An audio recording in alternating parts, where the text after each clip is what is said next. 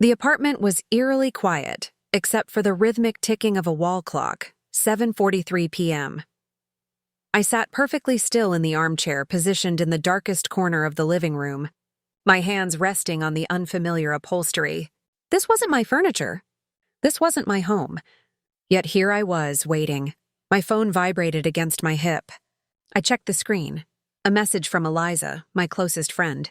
"You still there? You don't have to do this." I didn't respond.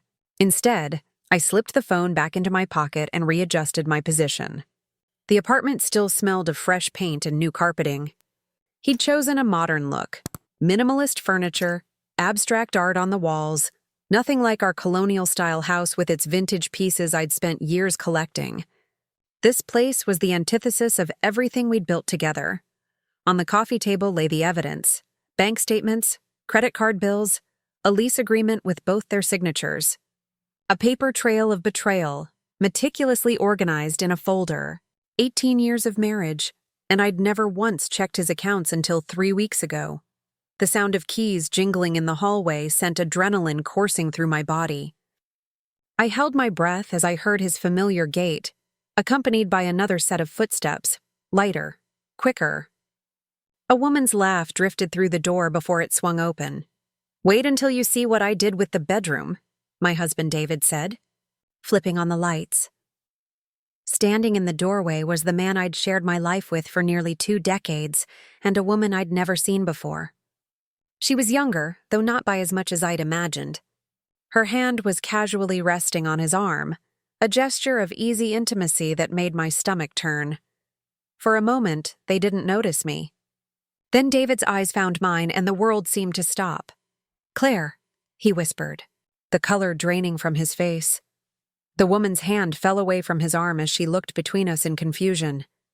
"Hello? David?" I said, my voice steadier than I felt. "I hope I'm not interrupting." We met in graduate school, both of us pursuing advanced degrees in literature. David was the charismatic one, always surrounded by admirers, while I preferred the solitude of the library stacks. He pursued me with a determination that I found both flattering and suspicious. Why me? I wasn't the most beautiful or the most interesting. "You're real," he told me on our 3rd date, tucked into a corner booth of a dive bar near campus. "Everyone else is trying so hard to impress, but you just are who you are." I fell in love with the way he saw me, or how I thought he saw me. Our wedding was small, just family and close friends on the lawn of his parents' New England estate. I wore my mother's dress, altered to fit my taller frame. David cried when I walked down the aisle, and I thought then that I'd never love anyone more perfectly. We built a life in the suburbs of Boston. He became a professor at a prestigious university, while I worked as an editor for an independent publishing house. We renovated a colonial house with a wraparound porch, planted a garden that bloomed spectacularly each spring, discussed having children but never quite committed. "We're enough for each other, aren't we?" David would say. And I agreed because it was easier than admitting I was terrified of motherhood, of the irrevocable change it would bring. For years, we were happy, or I thought we were. But slowly, imperceptibly, something shifted. The conversation at dinner became perfunctory. The passion that once burned between us cooled to a comfortable but unexciting simmer. We became experts at navigating around each other, 2 planets in stable but distant orbits. I didn't recognize the warning signs until it was too late. The late nights at the university, the weekend conferences, the sudden interest in his appearance. New clothes, a gym membership, a different cologne. The classic signs that I was too trusting, or perhaps too complacent, to question. "You're being paranoid," Eliza told me over coffee one morning when I finally voiced my concerns. "David adores you. He always has." I wanted to believe her. It was easier than the alternative, until the day I found the receipt in his jacket pocket while doing laundry. An expensive restaurant I'd never heard of, a bill for 2 that included a bottle of champagne. The date, our anniversary, which he'd spent at a faculty meeting. That night I lay awake beside him, studying the profile of his sleeping face. Who was this man I'd shared my life with? Had I ever really known him?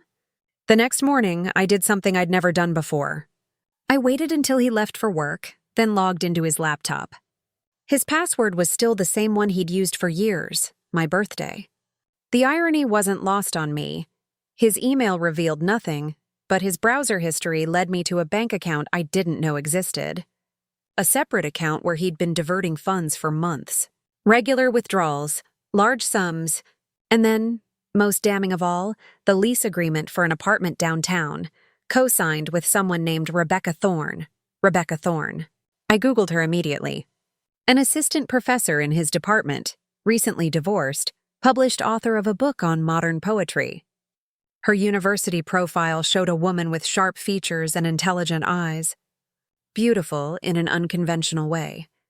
I sat at our kitchen table for hours, the evidence spread out before me like the pieces of a puzzle I never wanted to solve. The separate account. The apartment. The lies. When the doorbell rang, I knew it would be Eliza. She'd been checking on me more frequently lately, concerned about my growing suspicions. "What's all this?" she asked, eyeing the papers. "David has someone else," I said flatly. "He's set up an apartment for them." Eliza sank into a chair across from me. "Oh, Claire, I'm so sorry." "Don't be," I replied, gathering the papers into a neat stack. "I'm not going to just let this happen." "What are you going to do?" I looked at her, a plan already forming in my mind. "I'm going to meet her."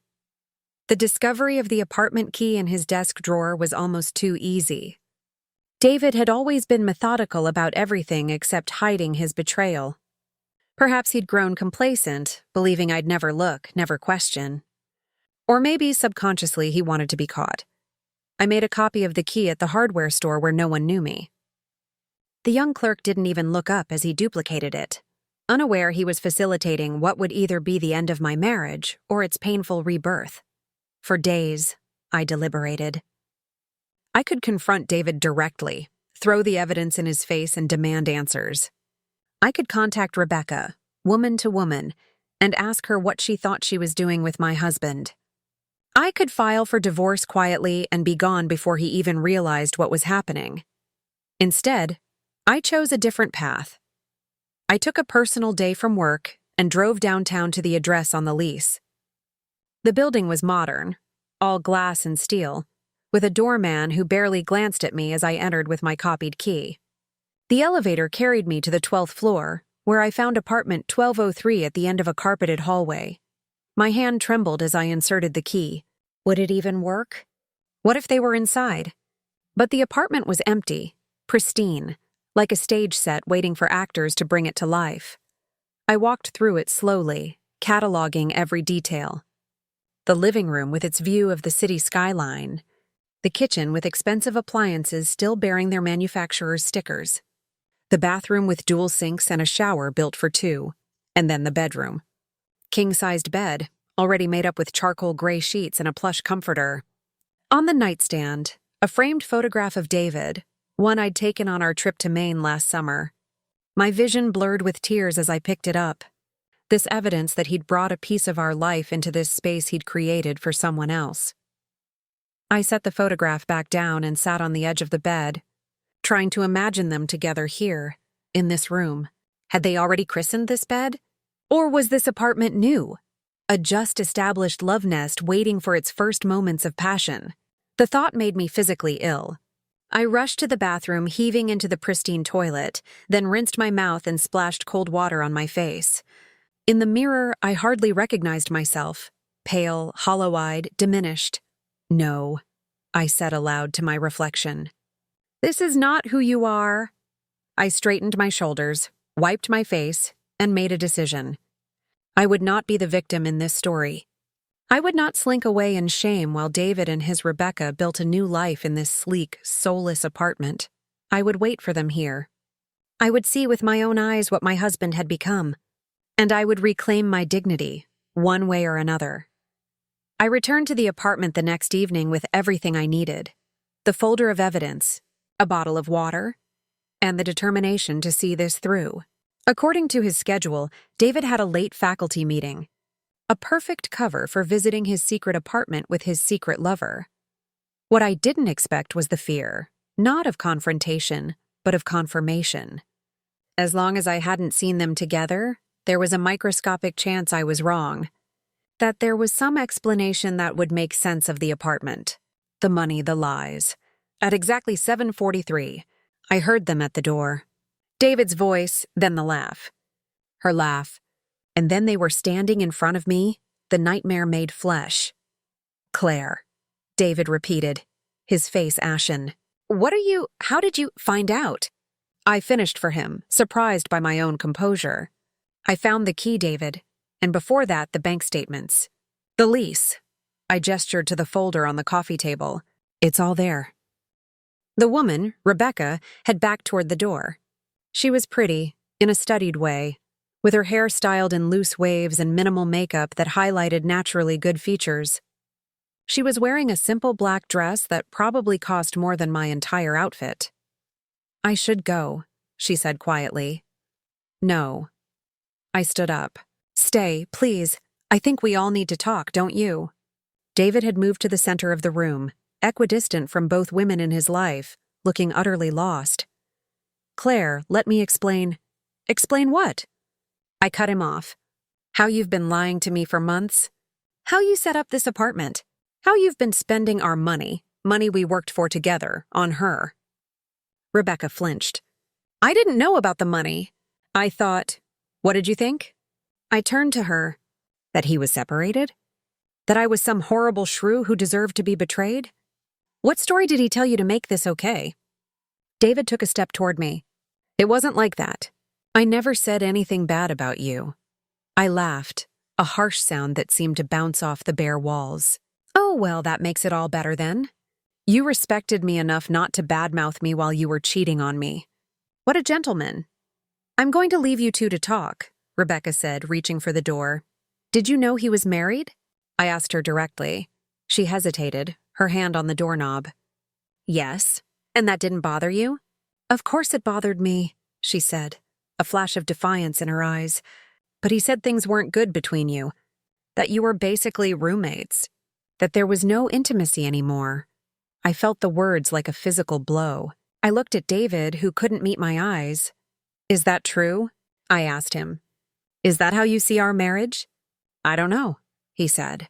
And for the first time, I heard genuine confusion in his voice. It just happened. Rebecca joined the department and we started talking. She understood my work in a way that... He stopped himself. In a way that I don't, I finished for him. He didn't deny it. I turned back to Rebecca. And you thought the solution was to become his mistress? To let him set up this little love nest for your intellectual trysts? I love him, she said simply. The words hung in the air between us. And do you love her? I asked David. He looked trapped, glancing between us. I don't know what I feel anymore. That's not an answer, I said. Yes, he finally said. I think I do. I nodded slowly, absorbing the blow. Despite everything I'd discovered, despite sitting in this apartment waiting for them, I hadn't been fully prepared to hear him say it. Then why not just leave me? I asked, my voice barely above a whisper. Why the deception? The separate account? This elaborate setup? David sank onto the sofa, his head in his hands. I couldn't hurt you like that. I laughed again, the sound bordering on hysterical. So instead you thought what? That you'd just lead a double life indefinitely? That I'd never find out? I was going to tell you, he insisted. I just needed time to figure things out. How much time, David?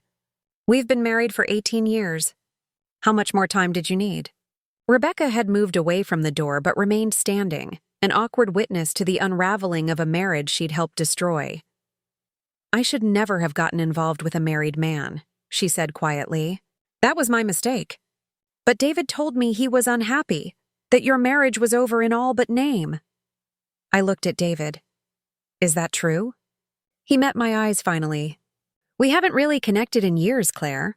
We go through the motions, but when was the last time we really talked? Really saw each other? You're always buried in your manuscripts, and I'm burying yourself in her, I finished. He winced. That's not fair. None of this is fair, I shouted, the composure finally cracking. You made vows to me, David. If you were unhappy, you should have said something. We could have tried counseling. We could have worked on it. Instead, you chose this. I gestured around the apartment. You chose to lie and cheat and build this whole other life. I know, he said quietly. I know it was wrong, but it felt like the only way out. Out of what? I demanded. Our marriage? Our life?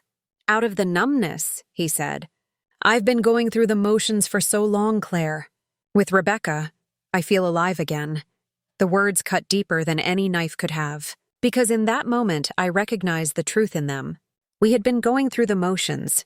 I had felt it too, the growing distance, the comfortable but passionless routine we'd fallen into. I just hadn't been willing to acknowledge it. So this is it? I asked, suddenly exhausted. 18 years and this is how it ends? In an apartment you rented for your mistress with me finding out through bank statements. David looked genuinely remorseful. I never wanted it to happen this way. How did you want it to happen, David? I asked, and I was surprised to find I genuinely wanted to know.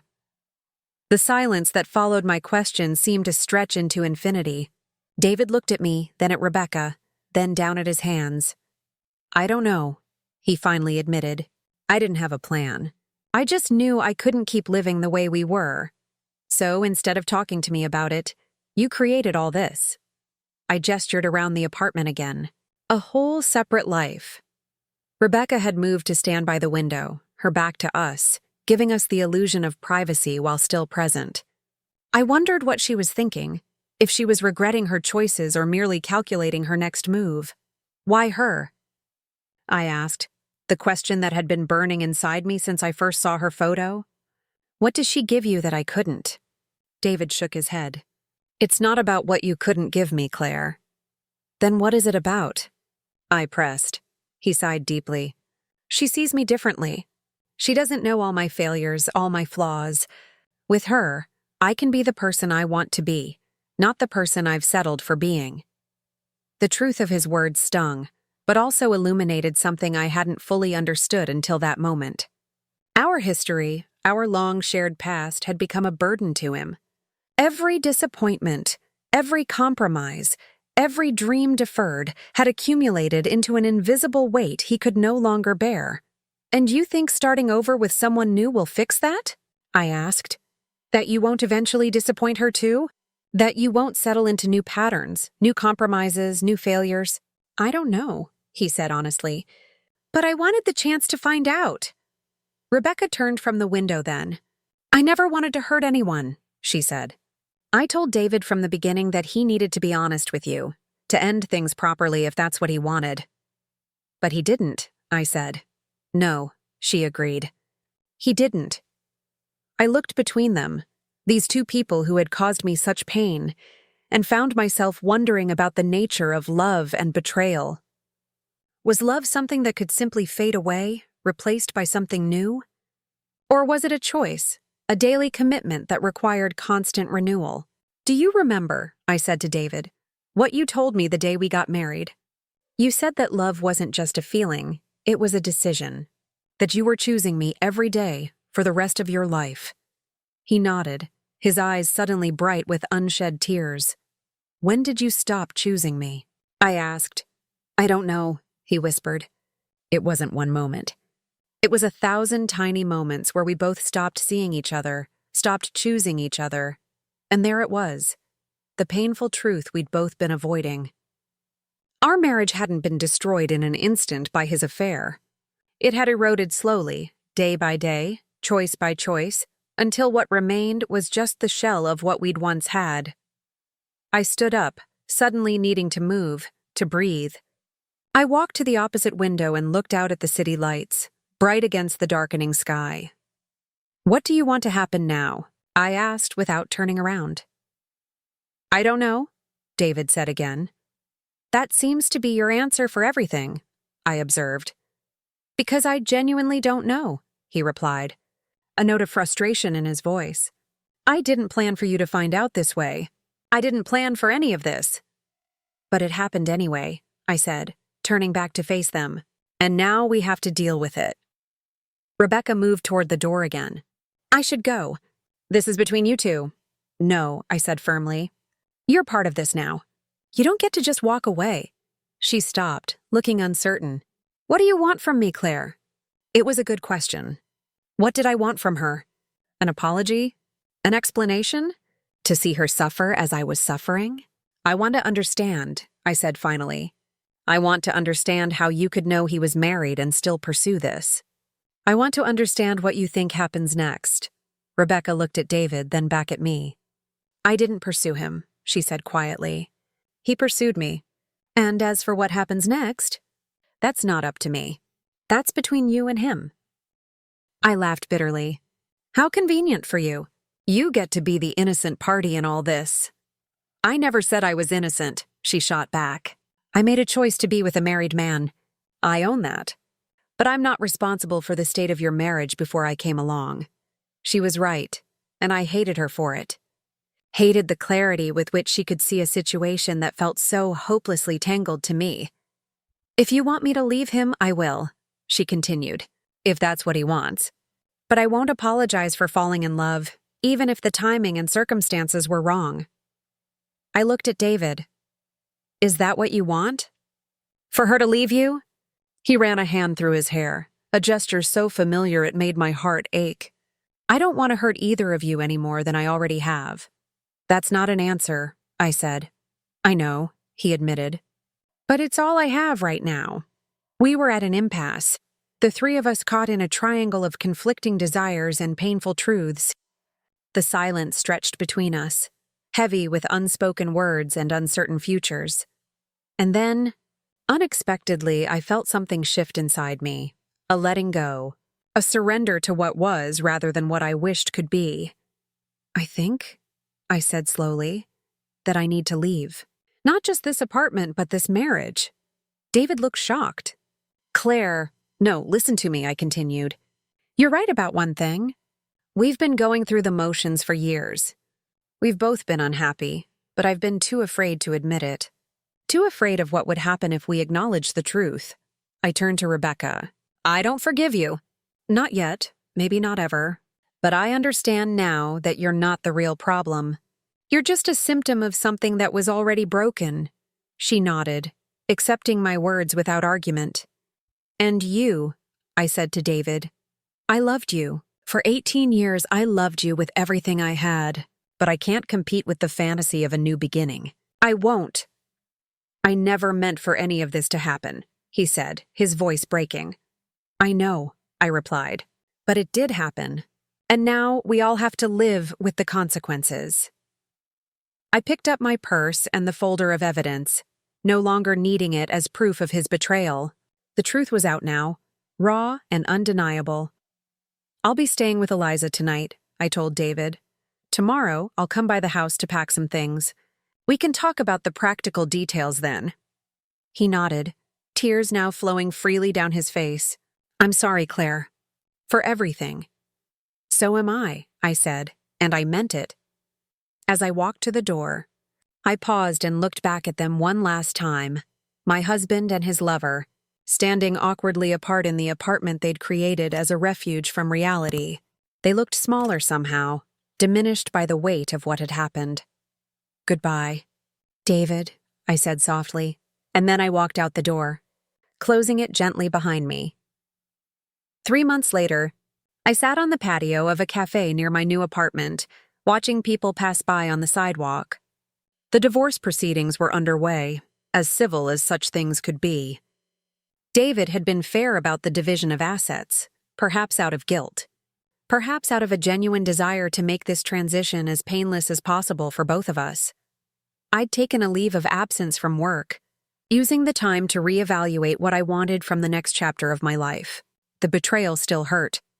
There were days when the pain felt as fresh as it had in that apartment, but it was no longer the defining feature of my existence. Is this seat taken? I looked up to see Eliza standing there carrying 2 coffee cups.